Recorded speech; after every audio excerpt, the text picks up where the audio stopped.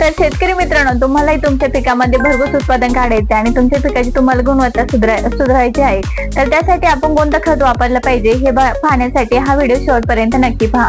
नमस्कार शेतकरी मित्रांनो, मी कावेरी फार्मची ऍग्री सर्व्हिसेस कवठे कमेश्वर. तर शेतकरी मित्रांनो, मका आणि सोयाबीन पिकातील सल्फरचे महत्व. तर सल्फर हे आपल्या पिकामध्ये कशा प्रकारे काम करतं हे आज आपण या व्हिडिओच्या माध्यमातून बघणार आहोत.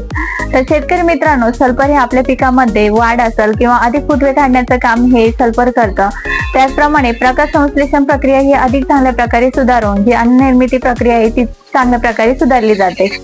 त्याचप्रमाणे नायट्रोजन फिक्सेशन म्हणजेच नत्र स्थिरीकरणाचे काम हे चांगल्या प्रकारे सल्फर करतं. तसेच सल्फर हे प्रोटीन आणि तेल निर्मिती करण्यास अधिक चांगले काम करते. त्यामुळे पिकाची गुणवत्ता आणि उत्पादनांमध्ये चांगल्या प्रकारे आपल्याला वाढ दिसून येते. त्याचप्रमाणे पिकातील रोग प्रतिकारक क्षमता ही चांगल्या प्रकारे सुधारली जाते. त्यामुळे मर रोग असेल किंवा येलो मोझॅक सारख्या रोगांना प्रतिबंध करण्याचं काम हे सल्फर अधिक चांगल्या प्रकारे करतं.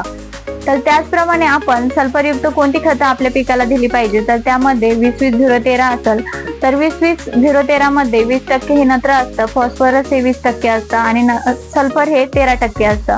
तर या खताचा आपण आपल्या पिकामध्ये वापर करू शकतोय. त्याचप्रमाणे आपण 24-24-08 म्हणजेच आता 24% नत्र असते, 24% फॉस्फरस आणि 8% हे सल्फर असतं. तर या खताचा आपण वापर करू शकतो.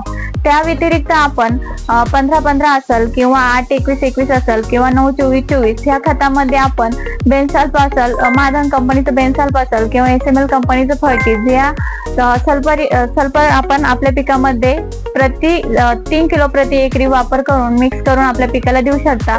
तर अशा प्रकारे आपण सल्फर आपल्या पिकाला दिल्यास आपल्या पिकामध्ये अधिक उत्पादनही वाढणार आहे आणि आपल्या पिकाची गुणवत्ता ही चांगल्या प्रकारे सुधारली जाणार आहे. तर अशी शेतीविषयीची अधिक माहिती जाणून घेण्यासाठी आपल्या पेजला नक्की फॉलो करा, लाईक करा, शेअर करा. धन्यवाद.